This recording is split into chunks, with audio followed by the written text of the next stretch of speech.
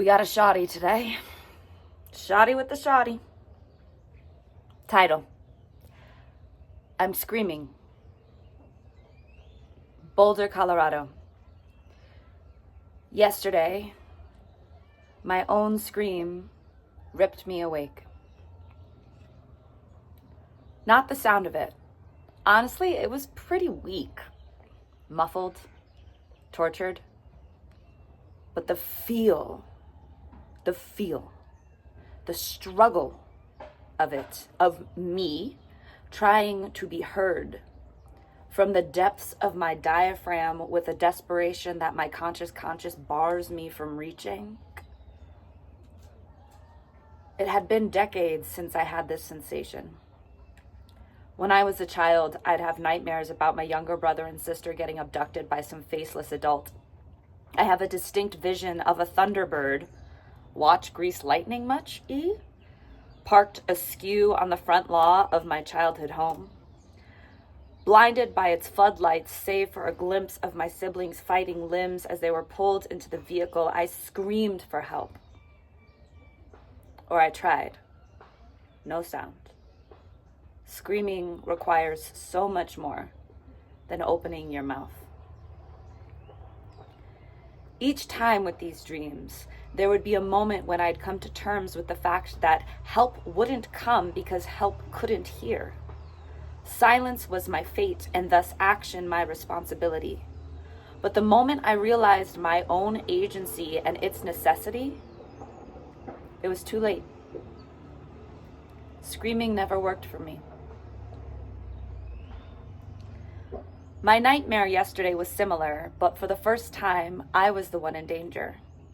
In the dream, a faceless man stood in the doorway to my bedroom, silhouetted by the glow of a dying fire behind him. His nefarious intentions were palpable, and as paralysis set in my bones, I could feel him savor my helplessness.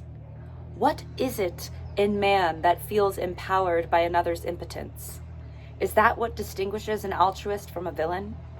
Both witness another's disenfranchisement, and the former uses their power to give while the latter uses their power to take.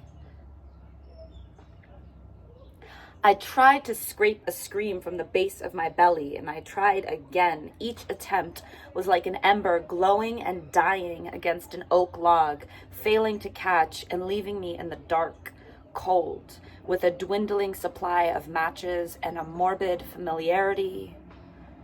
The historical battle to hear myself. My subconscious puts me in these hypothetical situations, and my semi-subconscious fights back. This is no different in my waking hours. I fight so hard to keep me soft. Before I say I'm tired of fighting me, I just want to say I'm tired.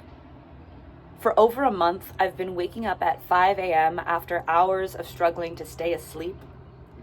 Fistfuls of my own hair's breadth between me and my pitfalls.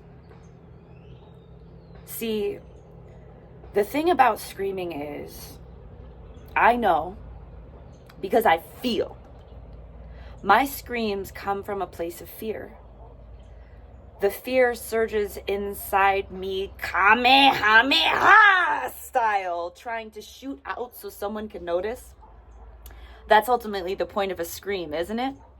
To get someone to pay attention and come to your aid. But I've learned not to scream. I've learned not to expect aid. I've learned that, and I'm on my knees here, God, praying I'm wrong. It's up to me. And this causes immense stress. Renowned addiction expert, physician, and author Dr. Gabor Mate reports 3 factors that universally lead to stress. 1, uncertainty. 2, lack of information. 3, loss of control. I've had 3 for 3 for what feels like a lifetime, and at the same time, I chastise myself. Can certainty even be guaranteed? Will I ever have complete access to information? Is control a simple illusion?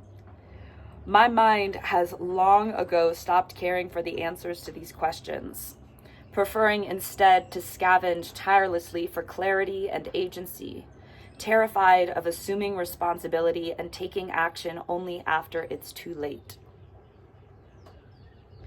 Lake Atitlan, Guatemala.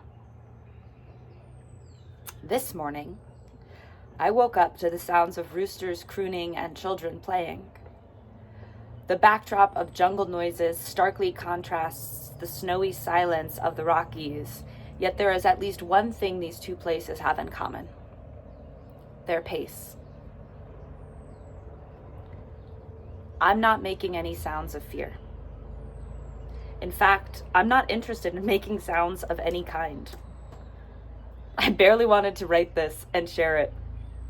This is the first time I'm talking out loud in days. There is so much goddamn noise out there, and I'm searching for the signal. If there's one thing I'm clear on, though, it's this: increasing my volume will not help. I stray from this truth in my daily life, in the Insta world of false idols that confuses my adorable, sensitive, fact-finding mind. So I got the fuck out to the mountains of Colorado and now the volcanoes of Central America.